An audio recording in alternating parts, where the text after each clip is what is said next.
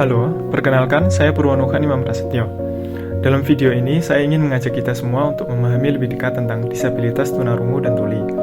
Disabilitas pendengaran bukan hanya soal tidak dapat mendengar, tetapi juga tentang cara seseorang berkomunikasi dan diterima dalam lingkungan sosialnya. Masih banyak anggapan keliru yang membuat penyandang disabilitas pendengaran mengalami hambatan dalam kehidupan sehari-hari. Padahal dengan pemahaman yang tepat dan lingkungan yang inklusif, mereka dapat berkembang dan berpartisipasi secara setara. Melalui penjelasan singkat ini, saya akan membahas definisi, perbedaan antara tunarungu dan tuli, karakteristik, penyebab, serta dampaknya, sebagai upaya untuk meningkatkan kesadaran dan empati kita bersama.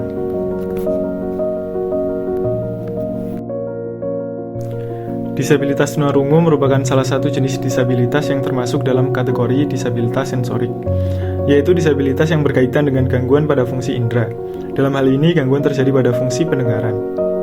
Menurut WHO, gangguan pendengaran adalah kondisi ketika seseorang mengalami penurunan kemampuan menerima suara, baik sebagian maupun seluruhnya, yang berdampak pada kemampuan berkomunikasi dan berinteraksi. Orang yang mengalami tunarungu memiliki keterbatasan atau kehilangan fungsi pendengaran akibat disfungsi pada indera pendengaran.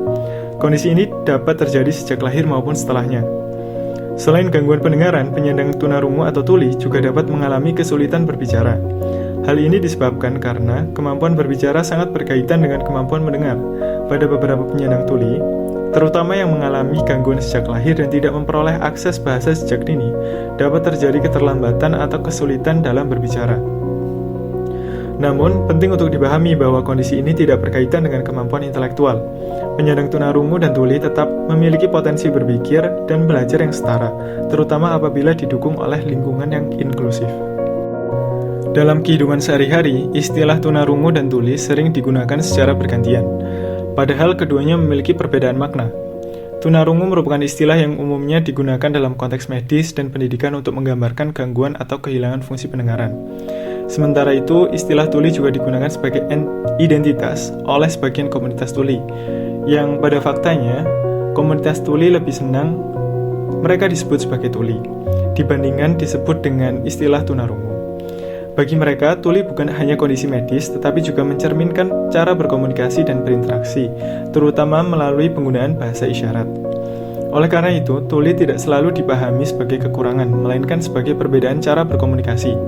Memahami perbedaan istilah ini penting agar kita dapat bersikap lebih inklusif dan menghargai keberagaman. Penyandang disabilitas tunarungu atau tuli memiliki karakteristik yang berkaitan dengan cara mereka merespons lingkungan dan berkomunikasi. Karakteristik utama adalah keterbatasan atau hilangnya kemampuan mendengar. Tingkat gangguan pendengaran dapat berbeda, dari ringan hingga berat, serta dapat terjadi sejak lahir atau setelahnya.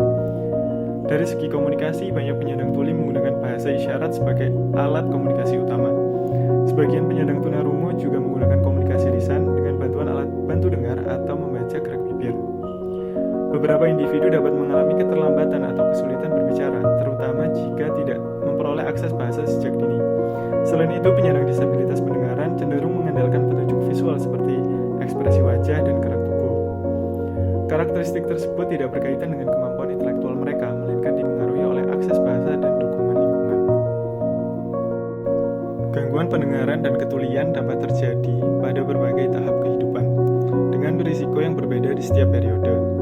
Pada periode prenatal, gangguan pendengaran dapat disebabkan oleh faktor genetik serta infeksi selama kehamilan, seperti rubella dan sitomegalovirus. Pada periode perinatal atau saat kelahiran, penyebabnya meliputi kekurangan oksigen saat lahir, penyakit kuning berat pada bayi, berat badan lahir rendah, serta kondisi medis lainnya.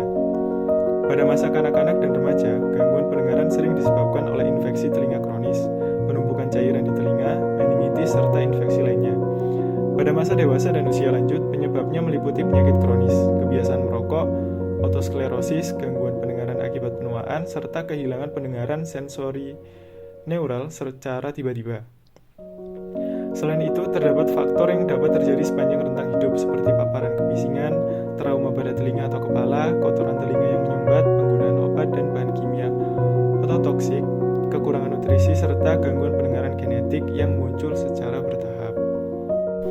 Gangguan pendengaran yang tidak ditangani dapat berdampak pada berbagai aspek kehidupan individu. Dampak yang paling utama adalah hambatan dalam komunikasi dan berbicara, yang memengaruhi kemampuan seseorang dalam mengekspresikan diri dan memahami pembicaraan orang lain. Selain itu, gangguan pendengaran juga dapat berdampak pada perkembangan kognitif, terutama jika terjadi sejak usia dini tanpa akses bahasa yang memadai. Dampak sosial yang sering muncul meliputi isolasi sosial, rasa kesepian, dan stigma dari lingkungan sekitar. Kondisi ini juga dapat membatasi akses terhadap pendidikan dan pekerjaan. Secara lebih luas, gangguan pendengaran berdampak pada masyarakat dan ekonomi, serta meningkatkan jumlah tahun kehidupan yang dijalani dengan disabilitas. Disabilitas tunarungu dan tuli bukan hanya persoalan medis, tetapi juga berkaitan dengan cara seseorang berkomunikasi dan diterima oleh lingkungannya. Hambatan yang dihadapi penyandang disabilitas pendengaran seringkali berasal dari kurangnya pemahaman dan akses yang inklusif, bukan dari individu itu sendiri. Oleh karena itu, membangun sikap saling menghargai, menyediakan akses komunikasi yang setara, dan menciptakan lingkungan yang inklusif menjadi langkah penting agar setiap individu dapat berkembang secara optimal.